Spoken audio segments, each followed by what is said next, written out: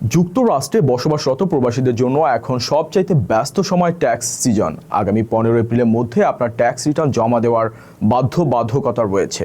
তবে আপনি কি জানেন, সামান্য কিছু ভুলের কারণে প্রতি বছর আমেরিকানরা গড়ে $3,200 অতিরিক্ত ট্যাক্স প্রদান করছেন। কষ্টার্জিত অর্থ সাশ্রয় করতে 5টি ভয়ঙ্কর ভুল এড়িয়ে চলার কৌশল নিয়ে আমাদের এই বিশেষ ইনফরমেটিভ প্রতিবেদন।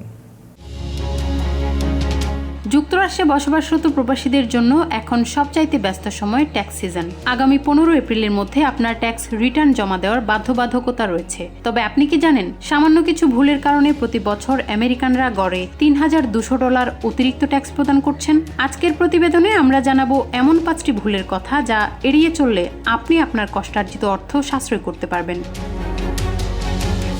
জিও ব্যাংকিং রেটসের সাম্প্রতিক এক প্রতিবেদনে বলা হয়েছে, ট্যাক্স ফাইল করাকে বছরের মাত্র এক বেলার কাজ মনে করাই হলো সবচাইতে বড় ভুল। সারা বছর ধরে যারা নিজেদের খরচের রসিদ বা নথিপত্র সংরক্ষণ করেন না, তারা শেষ মুহূর্তে অনেক গুরুত্বপূর্ণ ডিডাকশন বা রিফান্ড থেকে বঞ্চিত হন।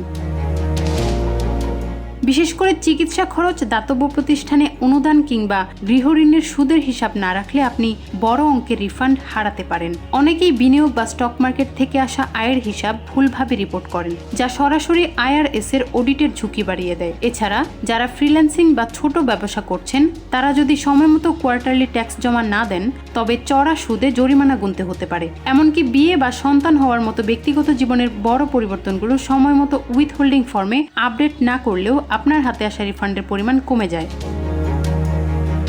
গাণিতিক ভুল বা টাইপিং এর সামান্য ত্রুটির কারণেও আপনার রিফান্ড আটকে যেতে পারে। মনে রাখবেন, আমেরিকানরা গত বছর গড়ে 650 কোটি ঘন্টা ব্যয় করেছেন কেবল ট্যাক্স প্রস্তুতির কাজে। তাই তাড়াহুড়ো না করে নির্ভুলভাবে নথিপত্র যাচাই করা অত্যন্ত জরুরি। ট্যাক্স রিফান্ড কেবল আপনার প্রাপ্য অর্থ নয়, এটি আপনার আর্থিক পরিকল্পনার একটি অংশ।